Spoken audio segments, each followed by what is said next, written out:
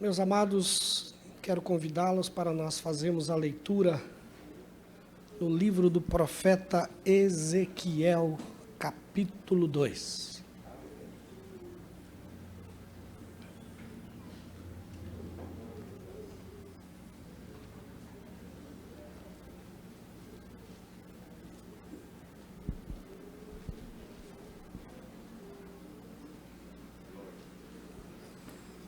E esta voz me disse: Filho do homem, fique em pé e falarei com você. E enquanto falava comigo, o Espírito entrou em mim, me fez ficar em pé, e ouvi aquele que falava comigo. E ele me disse: Filho do homem, eu vou enviá-lo aos filhos de Israel e às nações rebeldes que se rebelaram contra mim. Eles e os pais deles se revoltaram contra mim até precisamente o dia de hoje. Os filhos têm a mente fechada e o coração endurecido. Eu vou enviá-lo até eles, e você lhes dirá: assim diz o Senhor Deus. Quer eles ouçam, quer deixem de ouvir, porque são casa rebelde. Saberão que um profeta esteve no meio deles. Amém.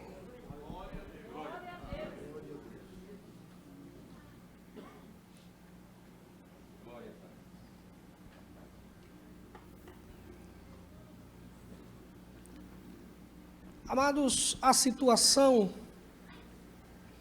do povo de Israel, neste momento histórico da vida deles, era de separação.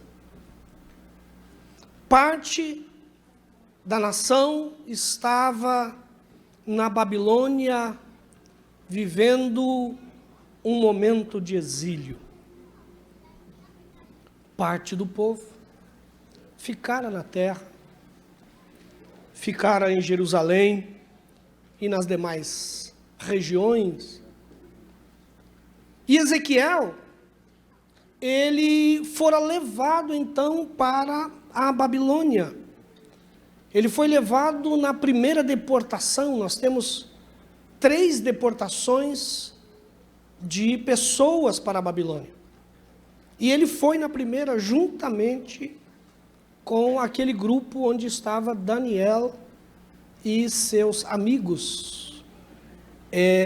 Essa primeira leva era considerado o grupo mais seleto da sociedade judaica, o grupo que eventualmente iria dar uma contribuição na formação da nova ordem mundial, do novo mundo que Deus estava para fazer através de Nabucodonosor. E indo para o exílio, ele é conclamado por Deus para ser uma voz profética. Seu nome significa Deus fortalece. E quando nós olhamos esse quadro da nação de Israel, em especial a situação do povo que ficara na terra, que não havia sido deportado. Em especial, aqueles que ficaram em Jerusalém, porque Jerusalém era a capital, Jerusalém era o centro religioso, era em Jerusalém que estava o templo, e toda a vida religiosa estava acontecendo lá. Mas durante todo o decorrer do livro do profeta Ezequiel, será-nos desvendado, revelado, a real situação daquele povo que tinham ficado lá. E é nesse contexto de um povo que está exilado, abatido, vivendo as situações de um novo mundo, vivendo as situações de um mundo pagão, muito diferente do que eles estavam acostumados, e por outro lado, há aqueles que haviam ficado e que estavam precisando, tanto os exilados, como aqueles que ficaram na terra, de um profeta de Deus. Havia esta necessidade. E é por conta disso que Deus chama o profeta Ezequiel e diz: filho do homem, ponha-te de pé. Eu preciso de você. Se levante. Eu preciso de você. E por que Deus precisava dessa voz profética? Porque Deus sempre tem a sua voz profética. Hoje a voz profética de Deus é a igreja. Nós somos a voz de Deus para este mundo. Cada um de nós, talvez muito mais exigido daqueles que ministram, dos pastores, dos mestres, mas somos a voz, somos a igreja de Cristo na terra. E o mundo ouve a voz de Deus através da sua igreja. E quando a gente começa a correr por este livro do profeta Ezequiel, nós vamos perceber por que é que havia esta necessidade de uma voz profética. Deus precisava de alguém para atacar, para falar, para atuar no mundo que estava precisando de correções, de rumos, de caminhos, de direção, de orientação. E a primeira desta necessidade, nós vamos encontrar no capítulo 8 do profeta Ezequiel. Então Deus diz ao profeta: filho do homem, você vê o que estão fazendo? As grandes, Ezequiel 8:6. As grandes práticas repugnantes da nação de Israel, coisas que me levarão para longe do meu santuário. Mas você verá práticas ainda piores do que estas. Então, amados irmãos, o profeta Ezequiel, que era um homem de muitas visões, e a maneira como Deus dava essas visões para Ezequiel era sui generis, assim, né? Parece que só acontecia com ele, né? Deus, o Espírito pegava ele pelo cabelo e viajava com ele, né? E levava ele para os lugares onde Deus queria que ele visse. E ele é levado numa visão até o templo que estava em Jerusalém. E lá ele vê várias atitudes desagradáveis ao Senhor. Na parte interna da casa, que representava a presença de Deus no meio do seu povo, ele vê algumas abominações sendo cometidas. Não vai dar tempo da gente ler tudo, porque a gente vai fazer um panorama no livro inteiro. Então, o Espírito leva ele lá e entra com ele dentro do templo, dentro do santuário, dentro do lugar santíssimo, e ele começa a ver estas abominações idólatras, ídolos, coisas que estavam escondidas atrás das paredes do templo, deuses pagãos. E Deus leva ele e diz: olha como está a minha casa, olha como está o povo. Havia abominações dentro da casa de Deus, e por causa destas abominações, Deus diz ao profeta: põe-te em pé, eu vou falar com você, e você vai falar com eles. Amados e queridos irmãos, hoje nós vivemos, eu vou mostrar isso para você, nós estamos vivendo hoje um quadro paralelo ao que acontecia nos dias do profeta Ezequiel. O quadro de hoje é de um profundo enfraquecimento da doutrina bíblica. As abominações entram dentro da casa do Senhor porque há um afrouxamento do ensino das Escrituras. Nós ouvimos ontem na mensagem do pastor César Cavalcante que nós fomos motivados a botar novos óculos na interpretação bíblica, que está tão distorcida nos nossos dias, irmãos. Nós vivemos dias em que há uma enxurrada de teologias no seio da igreja. Tem ensinamento para tudo quanto é coisa. E eles não se cansam de inventar mais. Entre essas teologias, entre estes ensinamentos, nós temos os ensinamentos da pós-modernidade. A chamada pós-modernidade tem causado profundos estragos na fé cristã. Quais são esses estragos que a pós-modernidade tem trazido para a igreja, irmãos? A afirmação de que não existe verdades absolutas. Não existem verdades absolutas ou verdades fixas. Então você não pode dizer para uma pessoa: isso não pode. Não, isso é a sua verdade, não é a minha.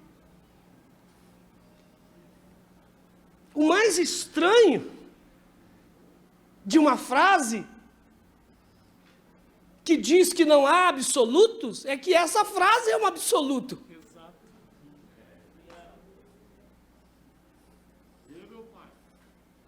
E é assim que esta pós-modernidade vem. Talvez um dos maiores danos que a pós-modernidade nos trouxe é uma filosofia chamada politicamente correta. Então, eu não posso chamá-lo por algum nome de acordo com a sua pele, porque não é politicamente correto.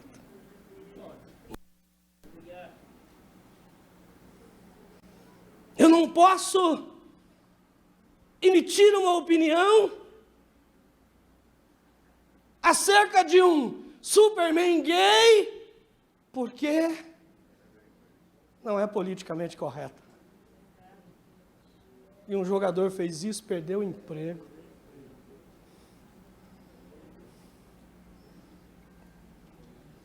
As pessoas não podem mais ter opinião, porque isso não é politicamente correto. Ei, deixe-me dizer uma coisa.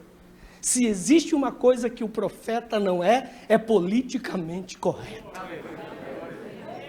O profeta de Deus, ele fala o que Deus manda ele falar.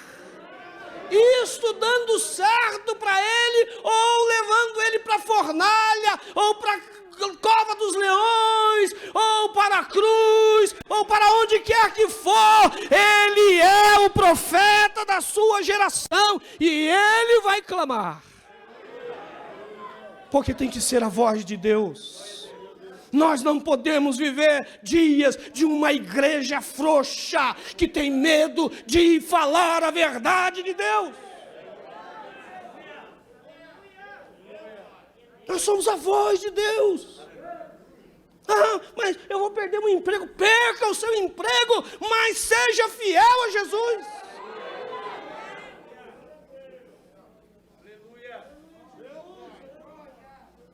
Teologia da prosperidade. Eu preciso correr porque a mensagem tem muitas. Teologia da prosperidade. O alvo desse tipo de teologia são as riquezas deste mundo. As riquezas desse mundo.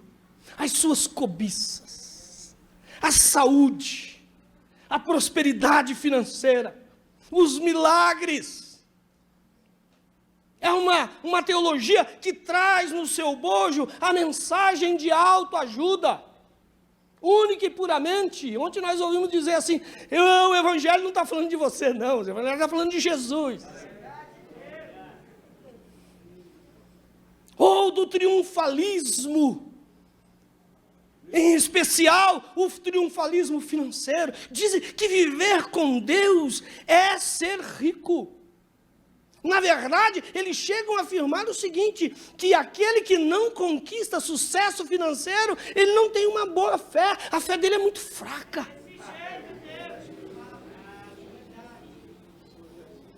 Eu estou com menos fé que Paulo Maluf. Estou ruim. Estamos pior que Renan Calheiros. Tem mais fé que a gente.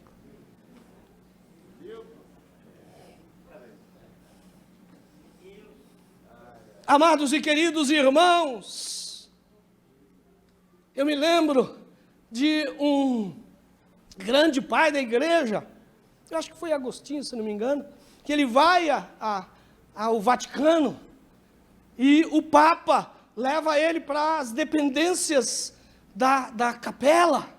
Começa a mostrar todas as riquezas, né? Eu estive agora em Ouro Preto com o pastor Neucino, fomos conhecer aquelas igrejas históricas, e tem igrejas que tem fios de ouro na pintura do templo.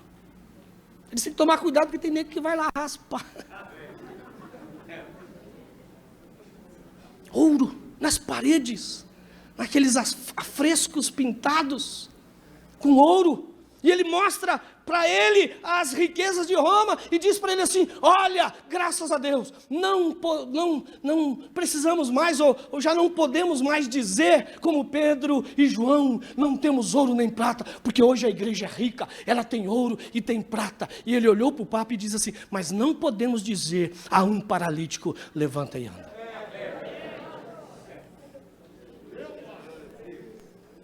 Então, amados e queridos irmãos, são igrejas,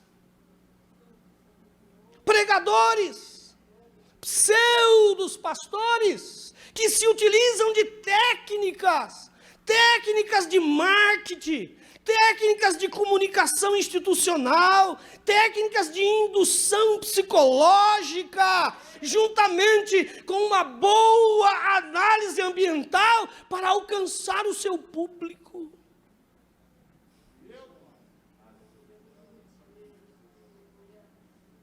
Para enganar você com um evangelho que não é o evangelho de Jesus.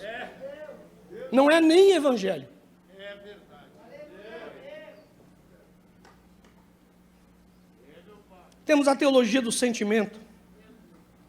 Essa teologia trouxe para nós as ondas de romantismo, do relativismo, do individualismo, que é bem traduzido na seguinte expressão, não estou sentindo. Irmão, vamos evangelizar? Não estou sentindo. Ele vem no culto, ele tem que sentir alguma coisa. Se não der um arrepio.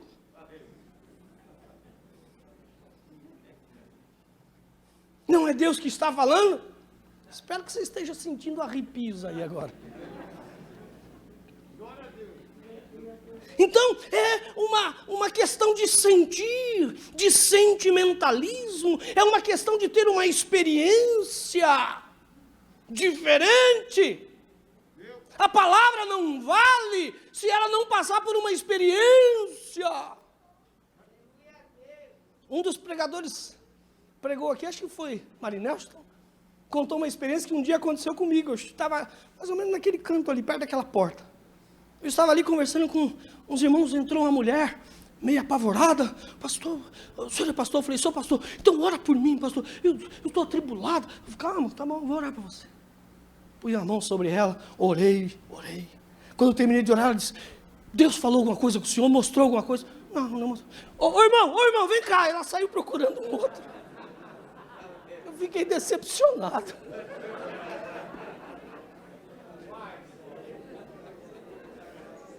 Ela tinha que sentir alguma coisa. Tinha que haver uma experiência sobrenatural, alguma coisa.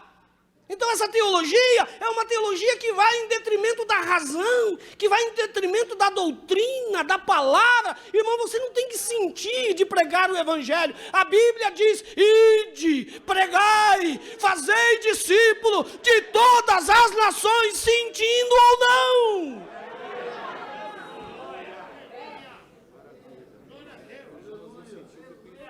Hã?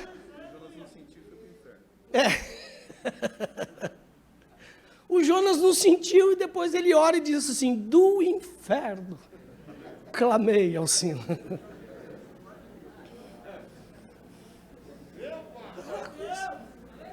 A história de Jonas é uma história muito interessante, porque, assim, falando a grossos modos, né, é um profeta de Deus que está bravo com Deus, porque Deus quer salvar pessoas. Esse é o Jonas. Não dá para entender um negócio desse. Deus quer salvar um povo que está perdido, ele está bravo com Deus, porque Deus quer fazer isso.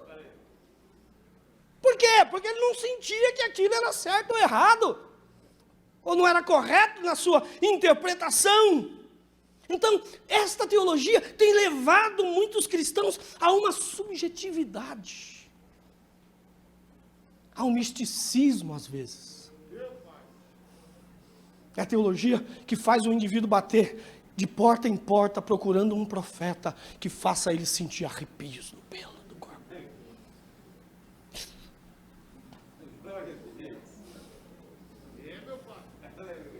A palavra não faz isso. E o Espírito não faz. Então, a igreja tem buscado tudo isso. E com essa prática tem soterrado o verdadeiro evangelho.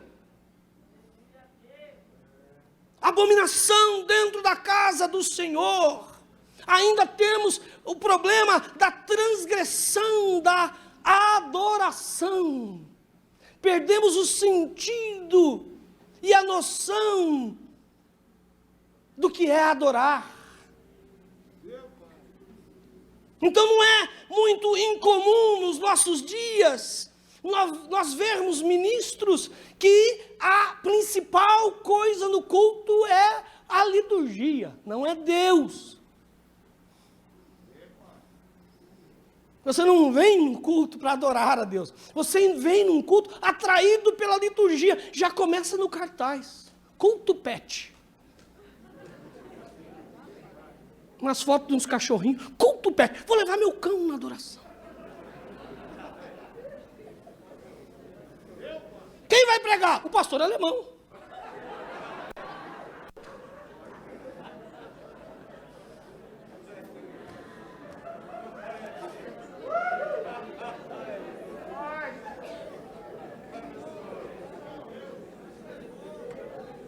É isso que nós estamos vivendo, irmão. É isso que nós estamos vivendo. As pessoas não vêm para a adoração. As pessoas vêm para o espetáculo. E muitos púlpitos viraram palco de show e de espetáculo. Com luzinha, fumacinha. E em muitos púlpitos até os pastores já foram jogados lá embaixo, porque aqui é o nosso palco. Tem igrejas, irmão, estou falando do pouco que eu sei. Tem igreja que para você ir lá já não é mais culto. Eles convidam um camarada que vai entreter o povo e cobra ingresso. Você não entra mais para o culto sem comprar o ingresso. Stand-up comedy. você vai lá, paga o ingresso. A unção do riso.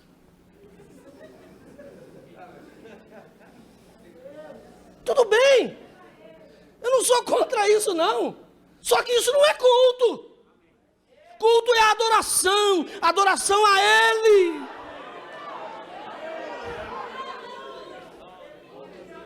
A gente quer fazer um negócio da igreja, a gente faz. Traz o povo, a gente ri, é legal. Mas não chame isso de culto. Então, as outras formas de adoração são adotadas pela igreja com pretexto de serem formas lícitas de adorar a Deus. Então o outro vem e pega o chifre e toca. Um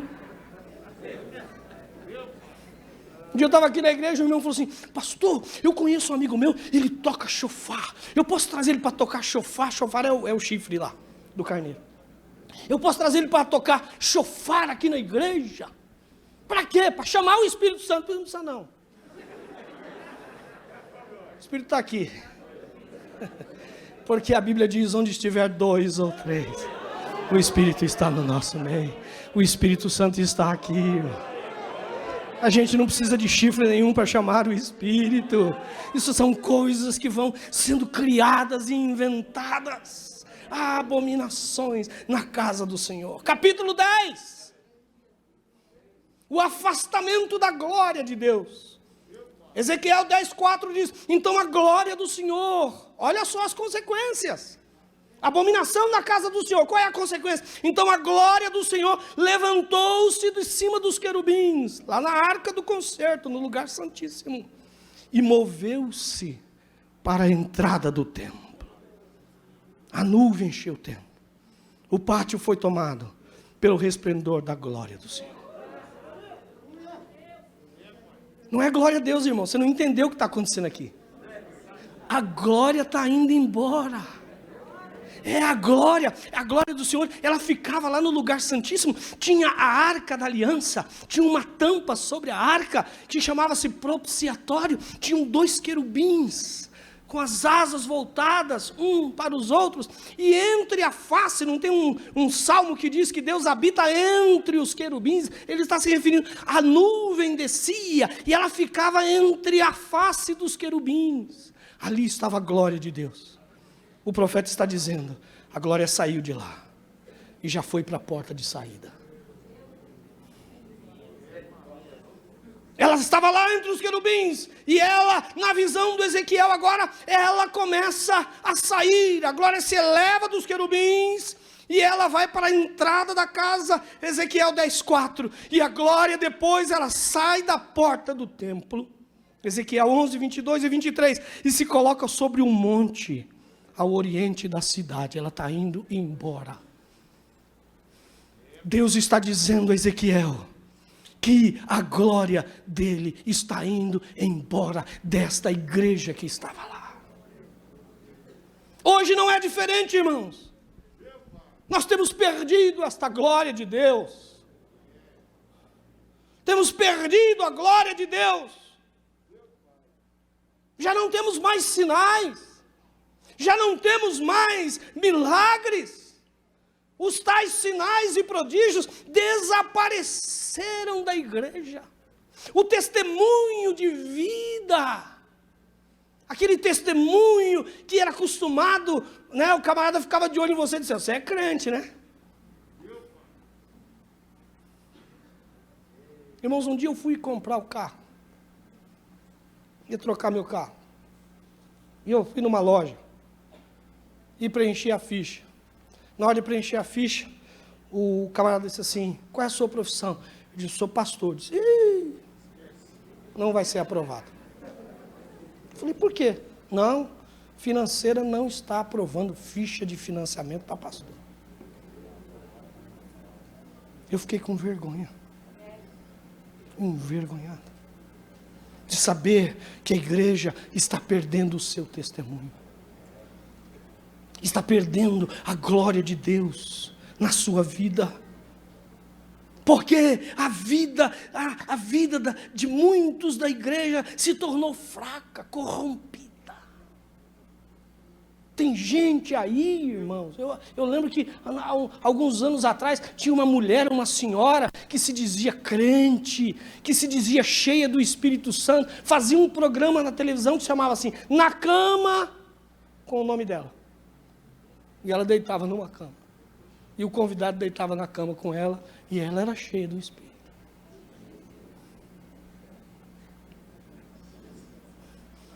Todos os elementos que apontam para Deus e a sua glória estão sendo banidos do seio da igreja. A glória se mudou de objeto, ela não é mais de Deus, ela é dos homens agora.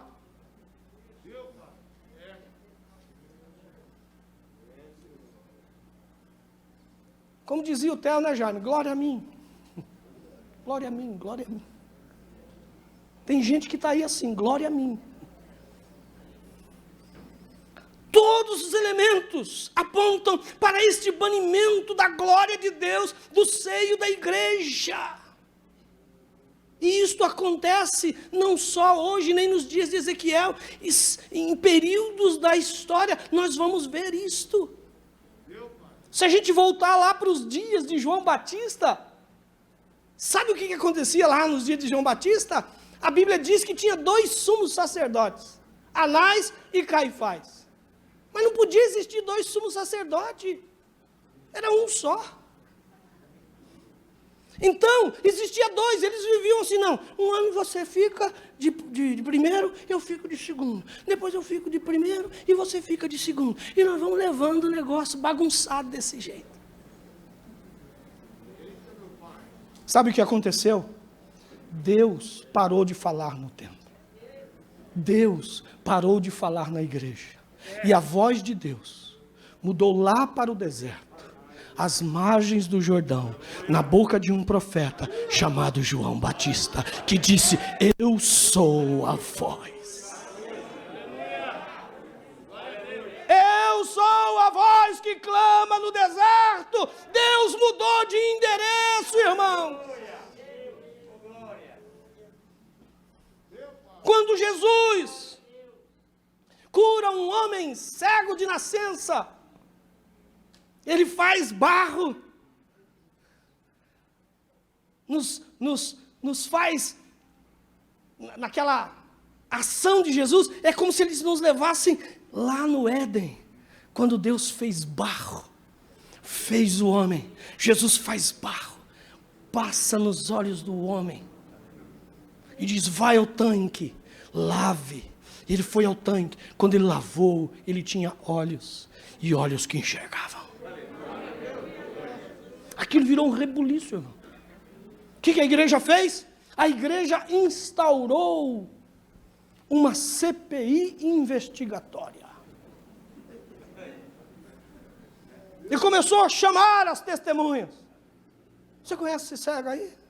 É ele mesmo, é ele que era cego. E vai e chama a mãe do cego, o pai do cego, o primo do cego, o vizinho do cego. E vai chamando, chama o cego, que agora não era mais cego. E sabe qual é a conclusão que a igreja chega? Olha, é o seguinte: você está excluído da igreja. Eu não pedi para... O homem me curou e agora sou excluído da igreja. E aí o cego, aí não pode mais, agora na sinagoga você está proibido de entrar, não pode assistir mais os nossos cultos, não pode participar, e o homem vai embora. Quando ele sai do lado de fora da igreja, você não acredita quem ele encontrou. Jesus. Ele também estava do lado de fora da igreja. E ele disse: e aí, como é que foi? Ele disse: me expulsaram de lá. Ele disse: então, já me expulsaram também há muito tempo. Eu me lembro de uma história que Jimmy Swaggart contou numa das suas pregações. Ele disse que tinha um pastor, ele tinha uma igreja de pessoas ricas da alta sociedade, e nessa igreja tinha uma irmã que era faxineira, fazia limpeza da igreja e tal. Um dia, aquela irmã chega para o pastor e diz: pastor, faz tantos anos que eu trabalho aqui, limpo a igreja, com tanto amor, com tanto carinho, eu queria ser membro dessa igreja. E o pastor falou: pronto, e agora? Como é que eu vou ter uma faxineira no hall de membros da nossa igreja? E ele disse para a irmã assim, ele não podia dizer isso para ela, ele disse: irmã, Está bom, mas vamos fazer o seguinte, vamos orar. Vamos ver o que Deus vai responder. E com isso ele afastou aquela irmã. Passou-se os tempos. Ele demitiu a irmã foi embora da igreja. Um dia ele vai num dos hotéis chiques da cidade para buscar o pregador que ele tinha convidado para pregar num trabalho que ele tinha feito. E quando ele entra no saguão, quem estava no saguão limpando? Aquela irmã. E ele olhou para ela, lembrou do que ela havia falado, e ele, sem graça, ele vai lá, cumprimenta ela e diz: irmã, a senhora ainda está orando para ser membro da minha igreja? Ela disse: não, pastor, eu parei. Ele falou: por que a senhora parou? Jesus mandou eu parar de orar. E por que Jesus mandou a senhora parar de orar, irmã? Porque faz 40 anos que ele tenta entrar na sua igreja, não conseguiu, mandou eu parar também, desistir. Esta é a realidade, irmãos. Esta é a realidade dos nossos dias. Jesus está do lado de fora de muitas igrejas. Você acha que eu estou exagerando? Leia o capítulo 1 do profeta Isaías. Sabe o que Deus diz lá? Não façam culto para mim. O culto de vocês me enoja, me faz sofrer. Não ajuntem mais. Olha lá. Deus estava do lado de fora, encontrou com o cego e disse: vem aqui comigo que eu vou dar uma palavra, eu vou fazer um sermão aqui agora. E aí na sequência, Jesus faz o sermão que a gente conhece como o sermão do bom pastor. E ele diz assim: eu sou o bom pastor. E ele diz assim: e eu chego no aprisco das ovelhas. E o porteiro tem que abrir a porta porque eu sou o pastor. Só que Jesus não diz assim: aí eu entro dentro do aprisco e vou cuidar das minhas ovelhas. Ele diz: não, eu chamo elas para fora. Sai daí, sai deste curral. Este curral está contaminado e eu vim tirar vocês para fora, para pastos verdejantes, para águas tranquilas.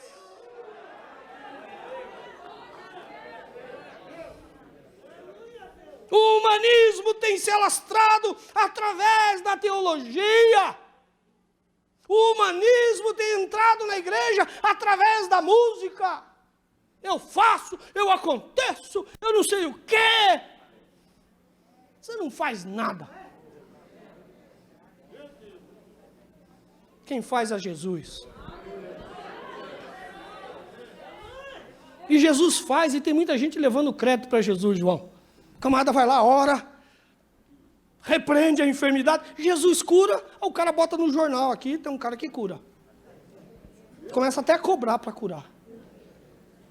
Cobrar para profetizar. Com coisa que, irmãos, a gente tem um conceito errado dessa questão de dom. O apóstolo Paulo diz em 1 Coríntios que o dom é uma concessão do Espírito. Não é propriedade sua. Ninguém tem dom seu. Ah, eu tenho o dom de profecia. Então profetiza aí para mim a hora que você quiser. Você profetiza a hora que você quer? Não, você só profetiza quando o Espírito te dá uma mensagem. Ah, eu tenho o dom de curar. Então me cura. Você só cura quando o Espírito está lá. Num texto de Jesus diz assim: o Espírito estava sobre ele para curar e curou a todos.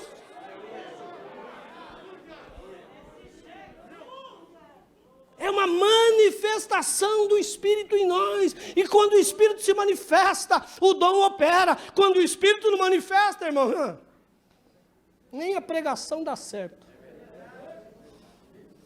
Não é, pastor João? Nem a pregação dá certo. O cara fica envergonhado.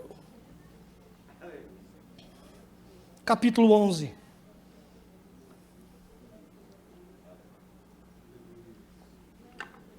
Vou secar a garrafa de água hoje. A corrupção dos juízes.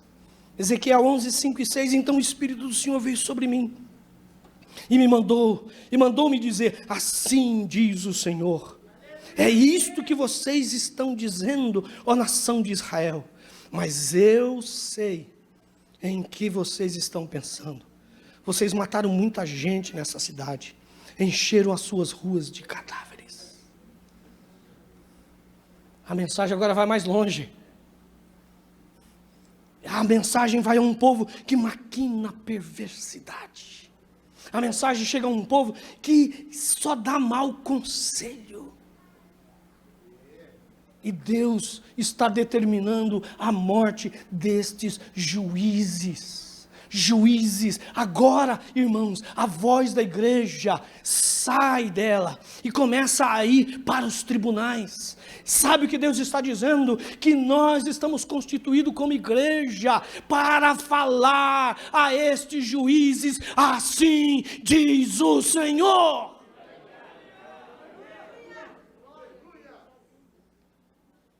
Juízes corruptos nos tribunais. Está aí agora, pegando um juiz. E sabe o que acontece com o juiz? Foi pego esses dias, né? Que ele vendia sentença. Ele foi condenado, porque descobriram e tiveram as provas de que ele estava vendendo sentença, ganhando dinheiro. Sabe o que aconteceu com ele? Foi aposentado compulsoriamente, com um salário de R$35 mil. Esta é a justiça no Brasil. Vai você pegar 1 litro de leite lá, para levar para o seu filho em casa sem pagar no mercado, para ver se você não vai atrás das grades. Leis injustas, que são formuladas no gabinete dos políticos. Políticos que fazem legislação para suas próprias causas. Deus está clamando contra isto, clamou nos dias de Ezequiel, e está clamando hoje, e quer clamar através da voz da sua igreja, porque a igreja tem a resposta para o mundo.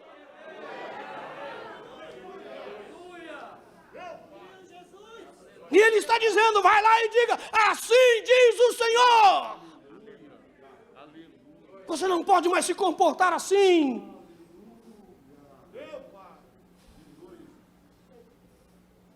E nós temos que ser essa voz, irmão. Nós somos uma igreja muito apagada. A luz dos nossos dias está quase apagando. Porque achamos que tem coisa que a igreja não deve se envolver, que a igreja não deve falar. A igreja é a voz de Deus. É a voz de Deus, e Deus disse a ele, vai lá e profetiza contra eles, e diz que eles são perversos, que eles estão maus, e que eles vão morrer.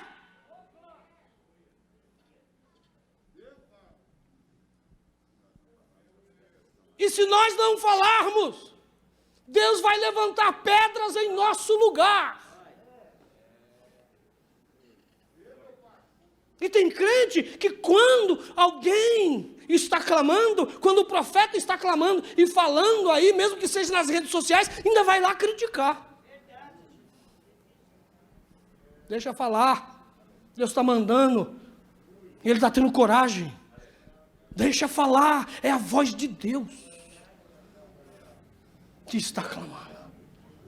É a voz de Deus, é a voz de Deus. Nós estamos vivendo dias de uma corrupção generalizada, que tomou conta da nossa nação por anos e anos, por décadas. Todo lugar que você vai tem corrupção, tem alguém querendo levar vantagem em alguma coisa.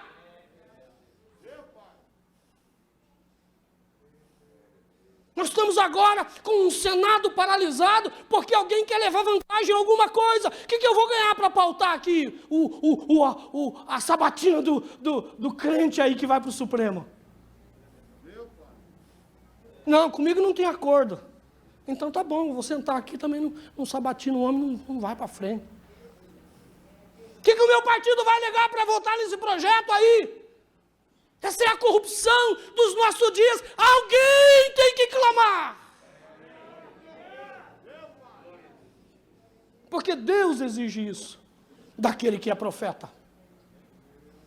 Ainda bem que não tem live hoje, senão já tinham derrubado.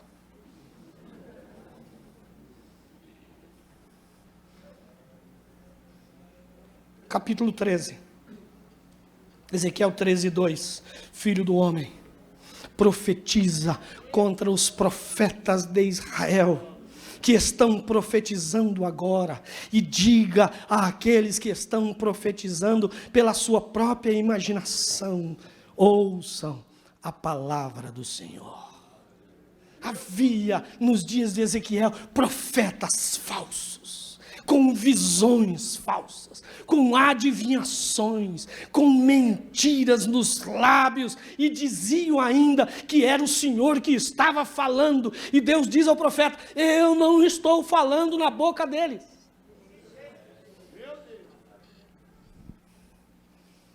Deus está dizendo: eu não os enviei. Irmão, você acha que um ministro se faz a si mesmo? Ele se faz em 4 anos num banco de uma faculdade teológica? Ele vai lá, estuda, depois ele sai e fala: bom, agora eu vou ser pastor, já sei pregar, já sei. Não é assim não. A autoridade vem de Deus. A autoridade vem de Deus. Olha como é a autoridade. A Bíblia diz que Jesus, quando chamou os discípulos e foi enviá-los, soprou sobre eles o Espírito e diz: eu estou dando a vocês a autoridade. E eles, imbuídos da autoridade, saíram, pregaram o Evangelho, curaram e pessoas, oraram e pessoas foram curadas das suas enfermidades, mortos foram ressuscitados, leprosos foram sarados, os demônios foram expulsos, e eles voltaram e disseram: até o inferno sujeitou-se a nós, porque estavam cheios da autoridade celestial.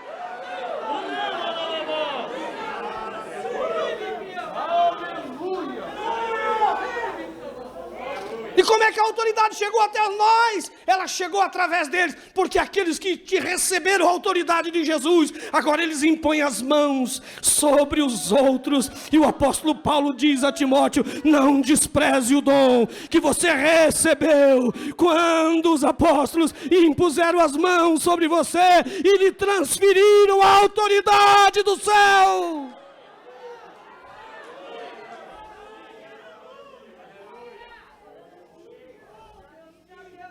Falsos, mentirosos, pilantras, profetizam da sua própria imaginação, profetizam para agradar, profetizam para ganhar dinheiro. Sabe do que eles são chamados? De chacais. Sabe o que é um chacal? É aquele bicho que devora nos dentes a presa. Suas palavras são mentirosas, suas visões são falsas. Falam que é o Senhor, mas não foram enviados por Deus. E Deus diz a Ezequiel: eu estou contra eles, porque fazem o meu povo, 13:10, porque fazem o meu povo desviar-se, dizendo-lhe paz, quando não há paz.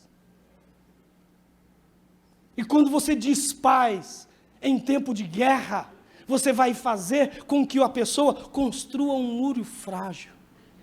Está tudo em paz. Quando está tudo em paz, você não tranca nem a porta.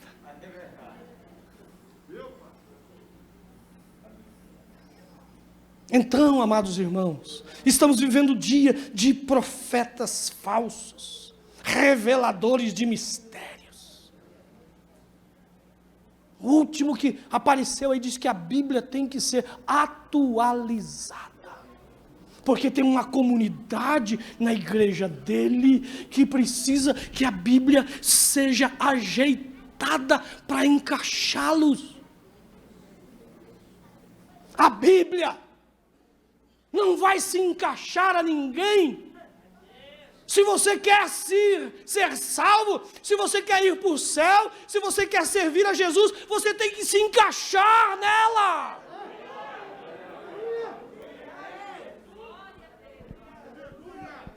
Um dia eu recebi aqui uns estudantes de universidade.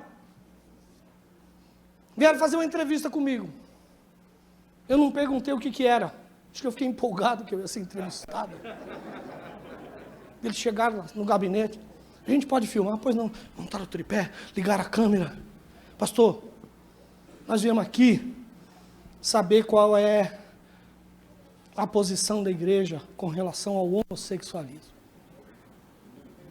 Irmão, quando ele falou isso, eu gelei do pé. Onde eu fui me meter?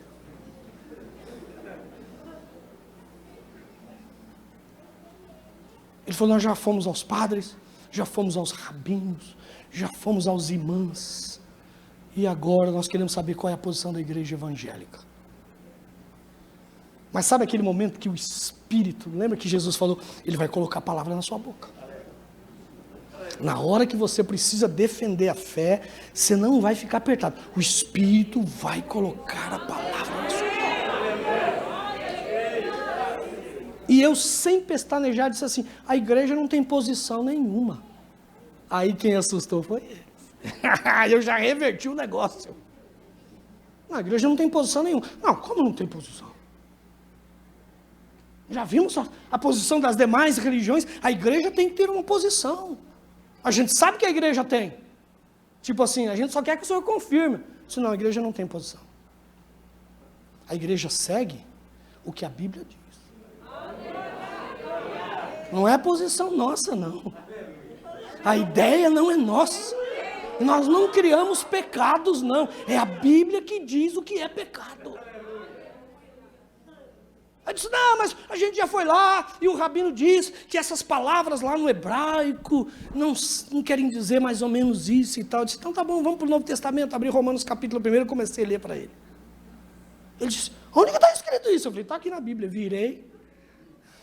Leia. Eu nunca li isso. Eu falei, pois é, está na Bíblia. Deus está dizendo que ele desprezou esse povo. Os entregou às suas sortes de vida. Deus não trata mais com eles. E aí entramos no assunto e tal, e ele falou assim, mas então vocês têm ódio? Eu falei, não, nós amamos.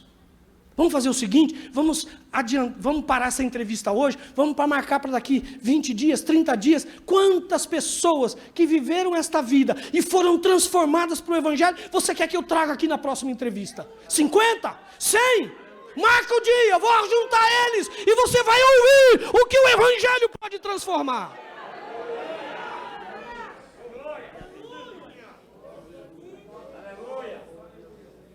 Então, irmãos, isso tem causado enormes prejuízos à igreja, à vida de muitos crentes que fica em porta de profeta. Ele não toma café se o profeta não falar. Ele não compra o vestido rosa se o profeta não falar.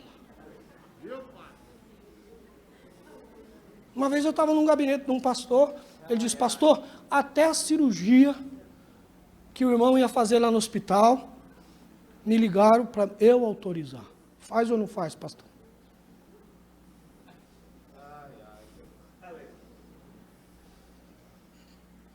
Isso tem causado prejuízo à vida dos crentes.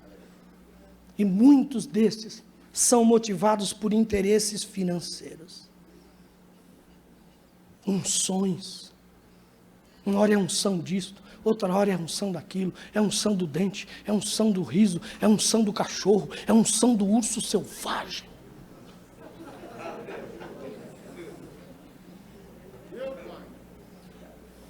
Como disse o pastor Hernandes Dias Lopes, numa das nossas EBO, sabe o que é unção? É que uns são, outros não são.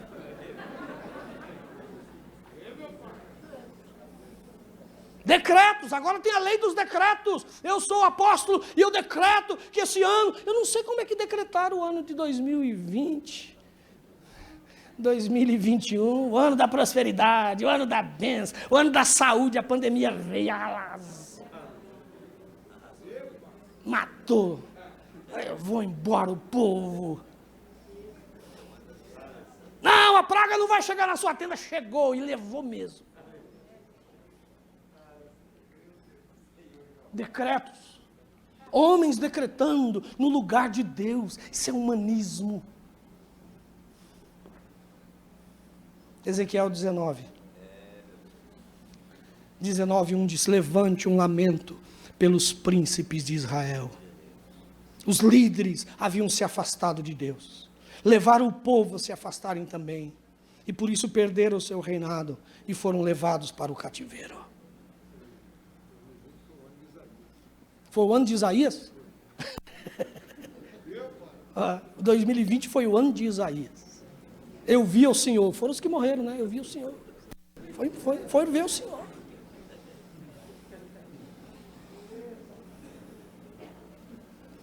Isso fala dos líderes que se esqueceram de Deus, que pensam só em si mesmos. Muitos dos nossos líderes, irmãos, deixaram de viver a simplicidade do Evangelho e passaram a buscar o poder. O poder.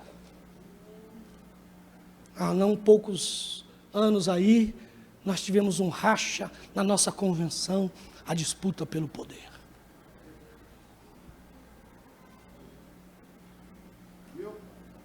Um dia um irmão falou para mim assim, viu uma foto minha no hospital, que eu bati lá com o irmão que eu fui visitar, não lembro quem era, bati, postei a foto, e aí a pessoa me chamou na rede social para conversar. Pastor Levi, eu vi lá uma foto do senhor no hospital. Puxa, o senhor visita as pessoas no hospital.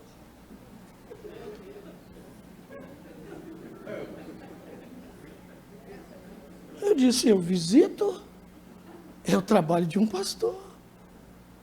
Não, porque hoje em dia, pastores do seu naipe não fazem mais isso. Deixaram de ser pastor. Deixaram de ser pastor. Então, amados irmãos, é a busca pelo poder, para ser popular. Estava assistindo um dia Jô Soares, tinha lá um pastor da televisão. E ele disse assim, o Jô perguntou para ele, escuta, é verdade que você é o personagem que mais aparece na televisão durante o mês? Ele disse, graças a Deus, Jô, sou. Nem os artistas da Globo, nem os caras que apresentam a telejornal, aparecem tanto na televisão quanto eu. Eles querem ser popular. Querem ter o nome deles escrito por aí, apregoados por aí. Nós não estamos nesse mundo para ser popular, irmãos. Nós estamos nesse mundo para mostrar a glória de Deus. É Ele que tem que aparecer. Nós temos que aprender com João Batista e dizer, Ele cresce, eu diminuo. Ele cresce e eu diminuo.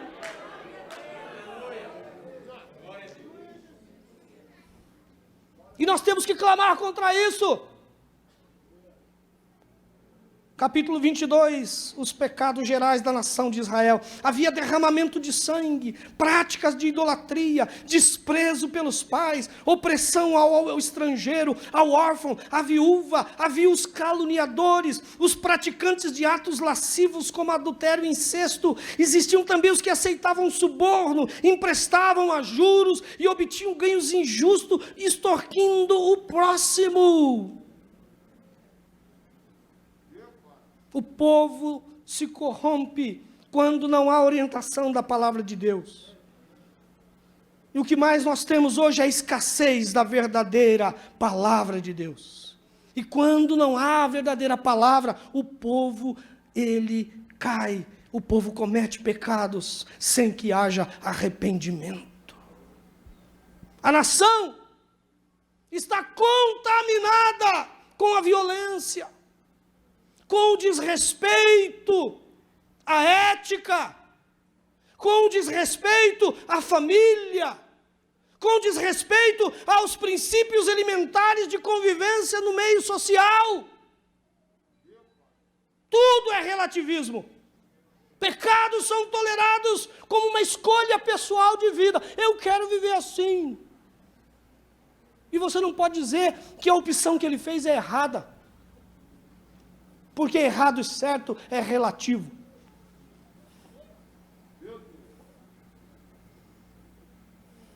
As instituições que exploram cada vez mais os pobres.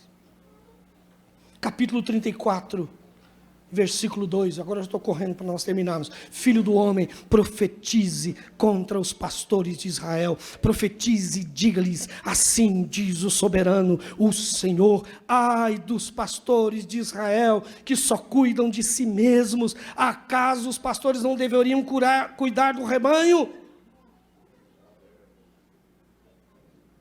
Tem pastor hoje, irmão, que ele quer uma igreja boa para ele explorar os irmãos,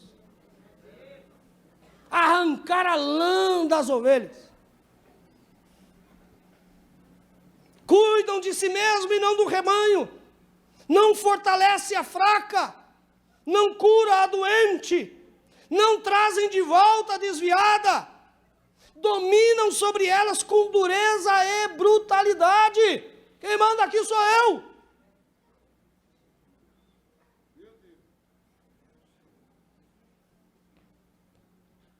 Deus vai tirá-los da função de pastor.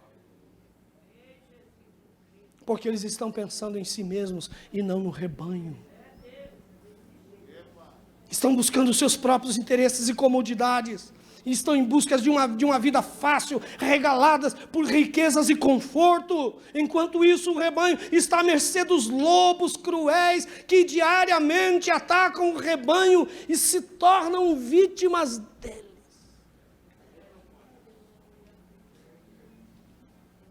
E Deus fala, põe-te em pé, profeta, e vai clamar.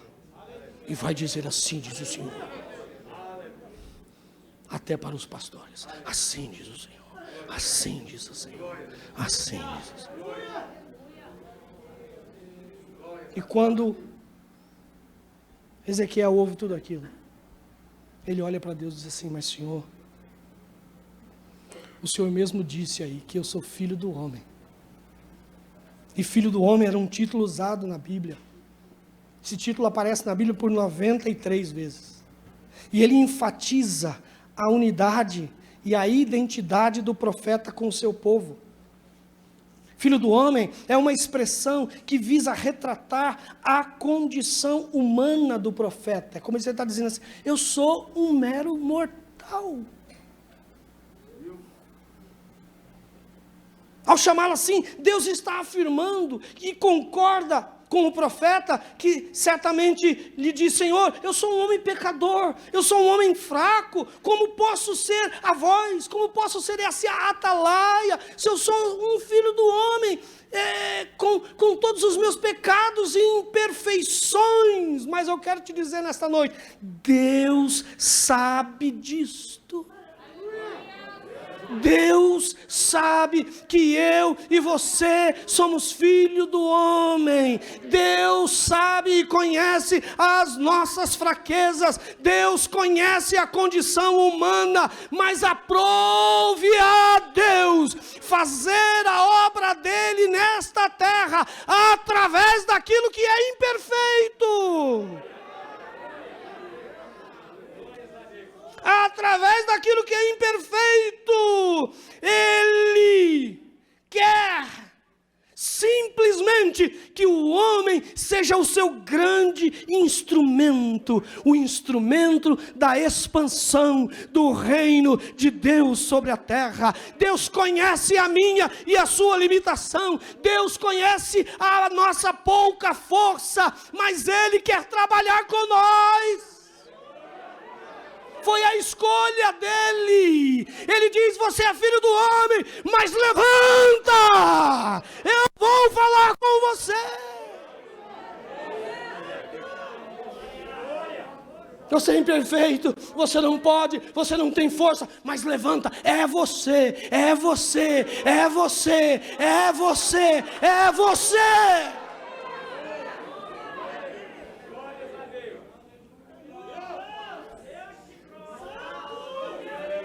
E ele diz, eu não tenho força nem para ficar de pé. A condição do profeta, aquilo que ele precisava para ficar de pé, para ele fazer a obra de Deus, ele tinha que entender naquele dia, não vinha dele. Toda a força que ele precisava, ela vem de Deus. E ele diz, e o Espírito entrou em mim. O Espírito entrou em mim. O Espírito entrou em mim e me colocou de pé. Você não vai fazer o trabalho pelo teu braço, pela tua intelectualidade, pelo teu conhecimento. Você vai ser boca de Deus, pelo Espírito do Senhor, que vai te levantar nesta noite. Põe de pé, levanta, o Espírito do Senhor está entrando em você nesta noite e vai te colocar de pé para ser a voz de Deus para esta geração.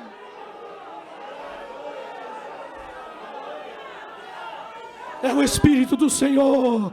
O Espírito do Senhor se apoderou do profeta. Ele narra essa experiência do apoderamento do profeta no capítulo 47, quando é apresentado a ele umas águas, e o anjo mede as águas e diz, vai entrando, e ele entra, e as águas nos pés, entra mais, ele entra, chega nos joelhos, entra mais, e chega nos lombos, entra mais, e aí ele já não pode mais dominar, e Deus está dizendo assim, o Espírito vai fazer contigo, ele vai te dominar, ele vai te colocar de pé, e você será a voz de Deus para esta geração.